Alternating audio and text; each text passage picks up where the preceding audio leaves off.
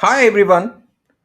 Today I'm going to discuss one important issue which is coming up in the news papers very often now. In the last 3 4 days, we have seen many reports coming up on whether IITs or any corporate for that matter who are going and hiring students from IITs can collect caste details, category details, JE rank, or any details that may reveal the caste identity. So the question is like, why are these companies asking for these details? And whether this can create some prejudices in the minds of the recruiter, which can influence the actual outcome of the placement process itself. So this is a very important question, and it can actually lead to the diversity in the company. Like for example, if this important issue that collecting this caste details, category details, JE rank actually leads to lesser number of SC, ST, OBCs being recruited into the companies or corporates, then you will find lesser number at the entry level itself. And when there are lesser number at the entry level, in the senior level, you will have very few people from this community. So this question is very vital. And then the recent reports, surprisingly, we see that there are many companies like Larsen and Trubo, which is one of the largest infrastructure companies, Merilatics, Navi Technologies, Niva Bupa Insurance, Jockware, Land Rover, Tata Group of companies, very reputed companies. They are asking students to give their cash details, JE rank details, either advanced or in the preliminary details. So during the placement process, I'll just explain you like how this happens. Like IITs have a placement portal. So in the placement portal, all the applicants they have to fill up a form for every company. So in the form, they collect these details. So all these details, the snapshots of all these forms were actually published in the newspaper. So it is very surprising that why these companies want these details. I really don't understand. And remember, caste, subcaste of a person is a sensitive personal information under the Digital Personal Data Protection Act 2023. And this places a lot of restriction on collection of sensitive personal data, which can actually be used for profiling of candidates in the placement process. This is so I'm going to examine whether there is some violation of certain laws here. And the first question which I'm going to ask is like, why are these companies demanding these details? Like the first question is like, why do they want general JE rank? And why can't they base their hiring process on the CGPA? Does the 4 year old past performance, that is something which happened 4 years back, does it really impact the hiring process? Many people have argued that the JE rank actually shows some kind of a merit, and many people argue that see, that is an independent evaluation of a person's merit. Like for example, if you go to IITs, what happens? There may be certain biases of the profs, there may be certain problems in correction, all those things. So, and this may actually lead to a situation where the CGPA which a person gets does not indicate the real merit. So what they argue is that the IIT rank is more or less indicates the merit of the rank, merit of the person, but it does not indicate the it indicates the merit of the person, but the CGPA is not a better indicator than the IIT JE rank. Now, this I even if this is agreed, so even if we take this on um, acceptance. So the main question is like, I'll give a simple example. Like let us take two computer science IIT graduates, one through general merit and another through reserve category. Now, if both had the same CGPA of 8, let us assume that collection of the past performance data will surely have an impact. Like for example, now if there are two person A and B both having same CGPA, then the collection of the past performance data surely will have an impact. Like this can be used for segregating the students from the SC, ST, OBC categories. Now, we can also have a scenario where the CGPA and the JE rank has been given more weightage. So we know that in this complex world of technology and AI, so the corporates can build a small software wherein they can just place a higher weightage to the JE rank and tell that those people who have got the general JE rank, they will be given a higher weightage compared to the reserve category weightages. Now, some people argue that, see, this is not something which is very like different from what IAM does. Like IAM, when we get into IAMs through the CAT process, you will be very surprised that the CAT is a very small score, like which is used for taking a person in. They use a variety of criteria like work experience, 10 standard marks, 12 standard marks, and various other criteria to take in the best fit for the IIM courses. So when IIMs can do this, what is wrong here? What is why can't the companies do that? See, here there is a difference. The IIMs, they are just collecting the marks. They're just collecting the percentage marks, and usually they don't collect the general rank and then the reserved rank, and there is no such thing like, I see, before one gets into graduation there is no competition as such, like where there is a rank kind of a thing which is given. So the percentage in 10th and 12th is given, so that argument is also not correct. Now, one more very important thing is that in IITs, many SC, ST, OBC kids also get selected under general merit marks.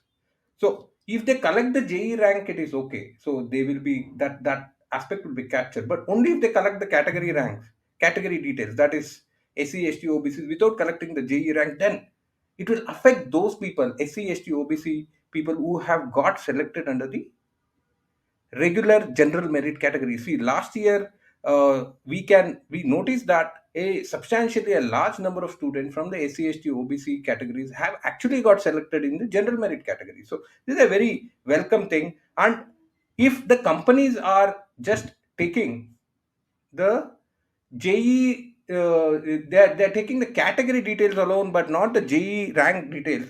So surely it may have some impact and it may create some prejudices in the recruiter's mind.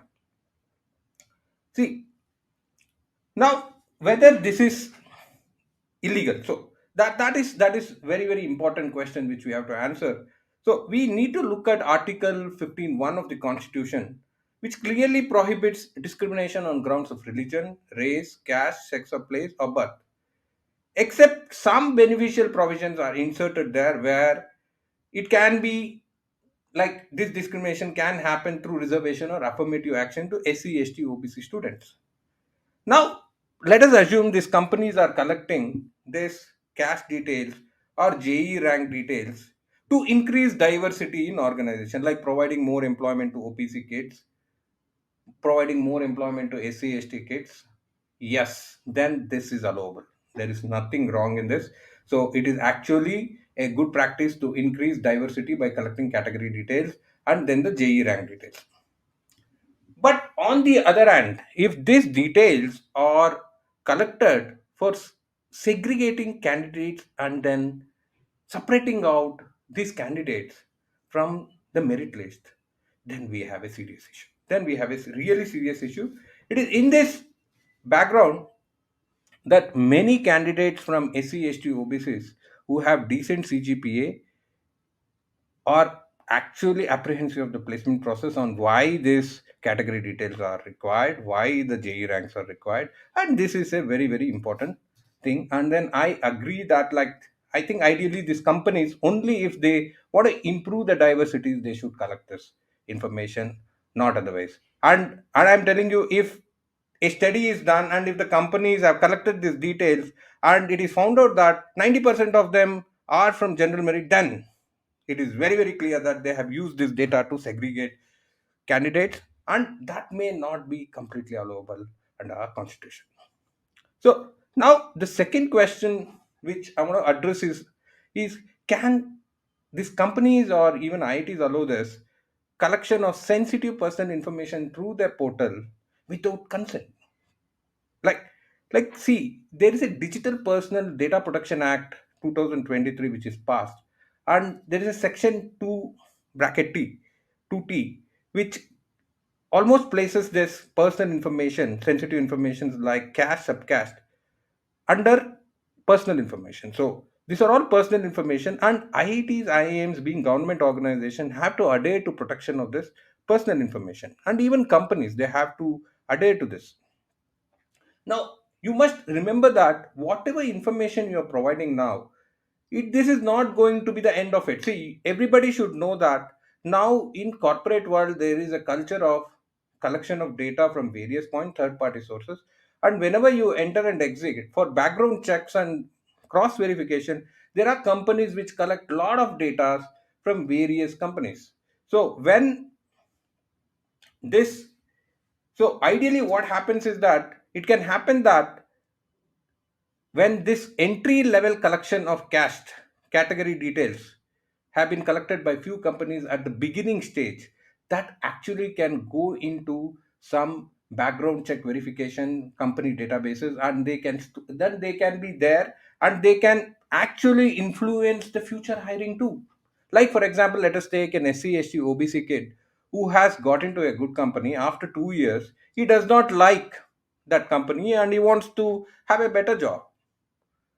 Can he and when he wants to switch over, and when he applies for the next company, so the company is going to do a background check, and when that company finds out that he was selected under the reserved category, then there is a big problem, so he may be rejected. So these are all the issues, and this is the main thing that we should be very careful on understanding whether the sensitive personal information like caste category can be collected by corporates under the relevant laws of the country. Now, I'm going to discuss something more about the Digital Personal Data Protection Act 2023, wherein, like, there is one section 4.1 which clearly states that the personal data of a candidate can be collected only in accordance with the provisions of the Act and only for lawful purposes. It makes it clear that an explicit consent is necessary and can be used for legitimate person purposes alone. Now, in the IIT placement case, what appears is that the companies are forcing the candidates to share personal information without their consent. And also, it is not clearly known whether they are benefiting from this information or not. Very surprisingly, see, the Digital Personal Data Protection Act is a very comprehensive act. And what it tells is like when they are asking a student, when they're asking somebody to share their data for some analysis or something, the section 5.1 of the Digital Protection, the Personal Data Protection Act, it clearly tells that the companies or anybody collecting that, they have to state it in clear terms. How are they going to use this data? How are they going to use this data? That is clearly stated in section 5.1. For example, if the company has asked for JE entrance rank, they need to specify clearly how the information is going to be used in decision making. Without consent and without conveying the basis of collection of data, the act of collection of caste, JE rank, category details itself appears to be completely illegal too. It appears to be done with the sole intention of segregating SC, ST, OBC students during the placement. It has to be studied how much impact has this, because only when we study, so we have to take those companies which have collected this data and see what is the percentage of SC, ST, OBC kids recruited into this data. That can be easily collected from the placement body, and we can find out whether actually there is segregation or not. Now, see, the problem is once this sensitive personal information has been collected, see, the act also tells that a person can withdraw the consent anytime. Like, for example, I can tell the companies that, see, once you have used it for the placement purpose, you are not going to store this anywhere and you are not going to use it anywhere in the future. So, that kind of a provision is also there in the act.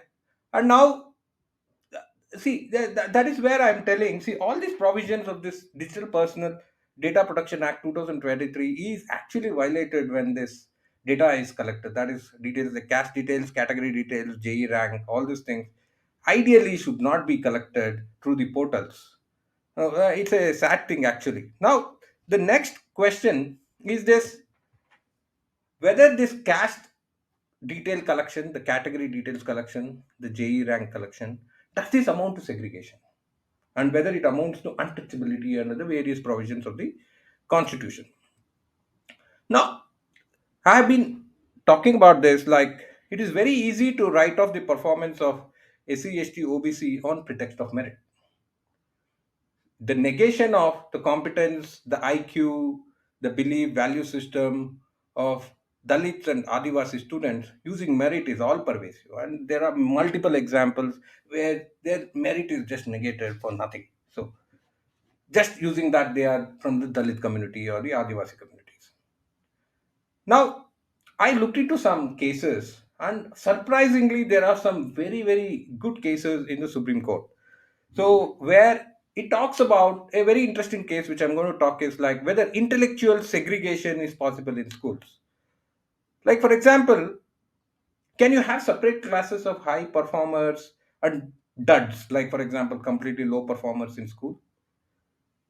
No, actually, the Supreme Court it went into this issue. It analyzed the RTE Act, the Constitution of constitutional provisions, and it observed that the separation of classrooms on the basis of intellect results in creation of a sense of inferiority in a child, and thus denies the students the right to development and growth at par with other children. The court further observed that institutions of learning providing elementary education are mandated by constitution to create a sense of equality. Therefore, denial of equal opportunity is violative of the provisions which are there in the Indian Constitution. See, the same kind of a reasoning we can see it in the Supreme Court, US Supreme Court judgment of Brown versus Board of Education, wherein there was real segregation in classes where separate educational facilities were created for the blacks and then the whites. So there, the court held that we cannot have such segregation and the entire group should be treated equally. And the ruling covered all kinds of segregations, and it told that see any kind of segregation in the educational setup it creates a sense of inferiority among students.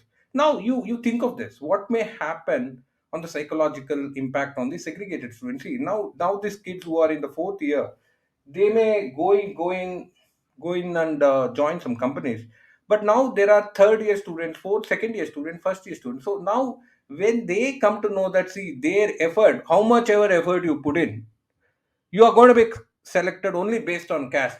What is the psychological impact on these kids? So this is my question, and this is where the courts told that see such kind of a segregation it creates inferiority complex among the kids, and this is not allowed. This cannot be not this cannot be allowed. Now, the broad contours of segregation is also covered under the abolition of untouchability under Indian Constitution, and then under the Article 17 of the Constitution, where it is clearly told that untouchability in any form is avoided. See, the words used are any form. So segregation in any form is important. So I feel that the segregation in placement process, if proven, like for example, after they collect the data and find out, like those companies which have collected this data, we have to just take a simple test. Take the data from those companies which have collected this form along with the category details, JE rank, and just find out how many SC, ST, OBCs they have recruited in the recruited finally. And if it is less than a limit like 25%, we can tell that it has actually been used to segregate SC, ST, OBC kids. This actually such an act has penal consequences, and I think that the companies and IITs should not encourage such a thing. Now, the last question which I want to talk is the transparency in data of placements of SC, ST, OBCs. Now, the news items which are coming up is showing some surprising things. See, we see a lot of celebrations on IT placement that somebody got a crore salary package and many other things. But surprisingly, what we see is that there were around 20 students who in IITs, like I don't know, the report told that in IIT Kanpur, I think. So 20 students from SC communities were not placed. And there was one more report which told that around 100 students in the IIMs were not able to get any internship from the SC/ST community. So that is, if they don't complete the internship, they effectively cannot complete their course. So these are all problems.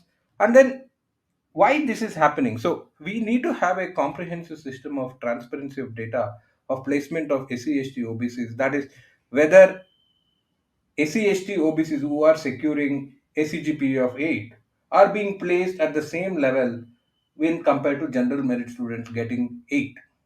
So, or whether SC/ST OBC students are performing better in spite of getting lower CGPA, and the reasons why, even if they are performing lower, whether they are performing really lower or whether they are performing higher, that has to be there. So this can be published, and then how many people have been given CGPA of around 8, 7, 6, and how many have been placed. So this all things will also reflect upon the quality of education that is given in this institution and the steps taken to improve the educational quality of these candidates. So this, according to me, should be made available publicly, and special cell and diversity, equity, inclusion, that is the DEI policy which is followed in the US, should be introduced so that every individual has equal opportunity to progress in one's career. So with that, I want to just make a humble request to IITs to bring in a guideline and ask corporate companies not to demand cash details, which can create prejudices in the minds of the recruiters and interviewers. However, in case if you are collecting, I have no issues. Ensure that 50% at least you are recruiting from the SC/ST OBC categories. If you are collecting this data and recruiting just 10% SC/ST OBCs, then your company is segregating based on caste. So you have to be careful, and companies should look into this and then make sure that they change their hiring practices if there is any issues. Thank you, friends.